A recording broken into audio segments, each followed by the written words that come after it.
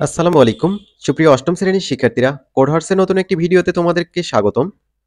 তোমাদের যাদের নেক্সট দিন বিজ্ঞান পরীক্ষা রয়েছে, তাদের জন্য এই ভিডিওটি। এটি একটি স্কুলের হয়ে যাওয়া বিজ্ঞানের প্রশ্নপত্র। তোমরা এই প্রশ্নপত্র থেকে ধারণা নিয়ে পরীক্ষা দিতে পারো। এখানে যে প্রশ্নগুলো থাকবে সেগুলো সলভ করবে। আশা করি অনেক বেশি কমন পাবে, কারণ এই প্রশ্নগুলো অনেক বেশি গুরুত্বপূর্ণ। তো চলো আমি প্রশ্নগুলো তোমাদের দেখিয়ে দেই। প্রথমে সংক্ষিপ্ত প্রশ্ন দেখো এখানে। যেকোনো 10টি প্রশ্নের উত্তর দিতে হবে।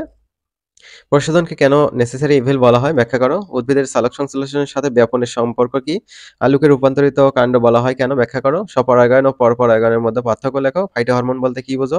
সংযোজন ও বিয়োজন বিক্রিয়ার মধ্যে পার্থক্য লেখো। সকল ক্ষারই ক্ষারক, কিন্তু সকল ক্ষারক ক্ষার নয় ব্যাখ্যা করো। ওমের সূত্র ব্যাখ্যা করো। বাসাবাড়িতে বিদ্যুতায়নের জন্য কোন বর্তনী ব্যবহার সুবিধাজনক ব্যাখ্যা করো। সংকট কোণ মূলত একটি আপতন কোণ ব্যাখ্যা করো। অপটিক্যাল ফাইবার কি? এভাবে তোমরা এই প্রশ্নগুলো হচ্ছে সলভ করে নেবা। এগুলো থেকে অনেক বেশি কমন পাবা আশা করি। শিক্ষার্থীরা, তোমরা আমাদের এই অ্যাপটা ইনস্টল যারা করো নাই, কাইন্ডলি এটা ইনস্টল করে নেবা। এই অ্যাপের মধ্যে প্রত্যেকটা বিষয়ের মডেল টেস্টগুলো দেওয়া আছে বার্ষিক পরীক্ষার জন্য। সেগুলো সলভ করলে আশা করি তোমরা অনেক বেশি কমন পেয়ে যাবা। সৃজনশীল প্রশ্নপত্র এখানে দেখো, যেকোনো 5টার উত্তর দিতে হবে। 5 10 50। এখানে 1 নম্বরের উদ্দীপকটা দেখে এটা উত্তর দিতে হবে। ক নম্বরে বলছে অভিস্রবণ কাকে বলে? খ নম্বর ওই জাইলেম ফ্লোয়েম নিয়ে একটা প্রশ্ন আসছে। এগুলো তোমরা একটু প্র্যাকটিস করে যাবা।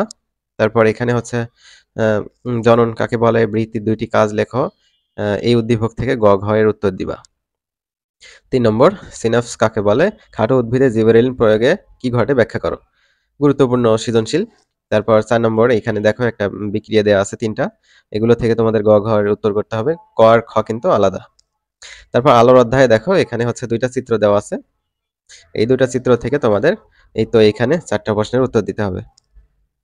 6 নম্বর এখানে বলছে মহাবিশ্ব কি? বায়ুমণ্ডলের বিস্তৃতি ব্যাখ্যা করো। তারপর PQ 2টা হচ্ছে ডিটেইলস এখানে দেয়া আছে, ওইটা দেখে গ, ঘ এর উত্তর করতে হবে। তারপর 7 নম্বর সৃজনশীল এইটা। দেন 8 নম্বর সৃজনশীল। এগুলো তোমরা ভালোভাবে সলভ করবা, তাহলেই পরীক্ষা ভালো হবে। তারপর MCQ গুলো দেখো। বিদ্যুৎ প্রবাহের একক হচ্ছে অ্যাম্পিয়ার। তারপর এটা কি? এটা হচ্ছে রোধ চিহ্ন। এভাবে তোমরা MCQ গুলো হচ্ছে কারেকশন করে নেবা, ঠিক আছে? এগুলো তোমরা বই থেকেই পেয়ে যাবা। এগুলো কিন্তু অত্যন্ত গুরুত্বপূর্ণ MCQ। এই তো ডান পাশে দেখো বাকিগুলো আছে।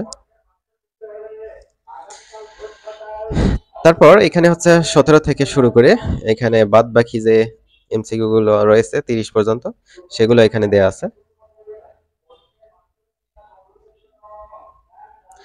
তো এই ছিল আজকের ভিডিও। আমরা পরবর্তী ভিডিওতে অন্য কোনো বিষয়ের স্কুলের প্রশ্নপত্র দেখিয়ে দেব।